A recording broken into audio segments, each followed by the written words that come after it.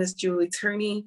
I am based in the beautiful island of Barbados, but I have an international business called HRatHeart Consulting, where I support HR professionals who are suffering from burnout, career frustration, looking to make a pivot in their careers, just helping them to get purpose and we find their HR mojo. Out of the experience that I had in my career, that's why I started this company. And because I realized that there were so many people in the HR space that needed support and we weren't getting it.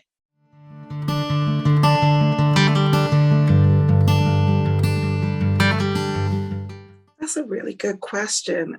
I think that where HR burnout is concerned, we're seeing a lot of HR professionals who have made conscious decisions about the fact that throughout their careers, they have not been supported either through having the best technology or having the right people resources, getting the opportunities to educate and upskill themselves through support from their leaders, from their organizations.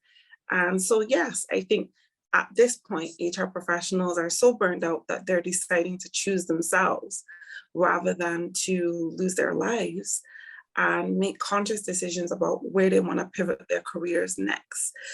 My take on it is I think that this is a great time for HR to really have that opportunity to reflect, to sit back and think about coming through the pandemic, the major parts of the pandemic, because I still think we're now still transitioning out of the pandemic, that they've realized that they are valuable.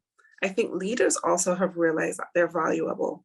However, not giving us the support that we need has caused us to recognize that we do have options to go and look and work for organizations that do celebrate HR, that do see HR not just as a strategic partner, but as a business partner, as someone who they can support and get support from as they manage change in their organizations.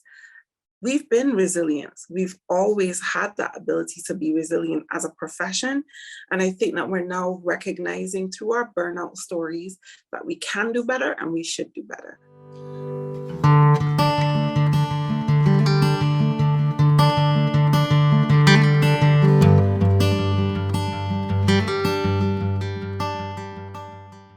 So as I mentioned to you earlier, I have survived HR burnout twice. The second time, very close to losing my life. I spot it very easily in HR professionals now.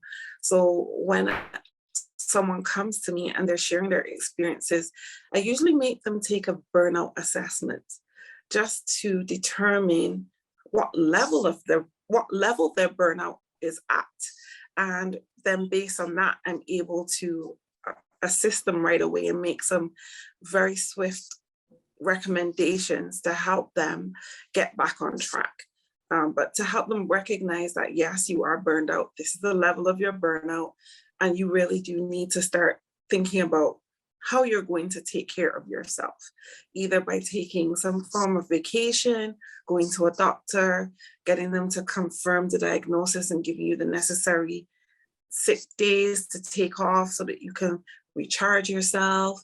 But then I also recommend coaching. So I am an HR for HR coach, and I do recommend coaching to give them practical steps, starting with mindfulness and just taking some time to reflect on their HR careers, dissect what they like from what they don't like about their HR careers, and seeing if there's a way for them to just focus on what they like, either in the organization, if they still love working there, then giving them the options to have courageous conversations with their leadership about how they stay at the organization doing what they love, or how they move on and find a job if their organization is not willing to support them in pivoting and doing what they love and giving them the necessary resources to expand their HR team. Then we start to think about how do we get you out of here and get you into an organization that is willing to give you the opportunity to do what you love.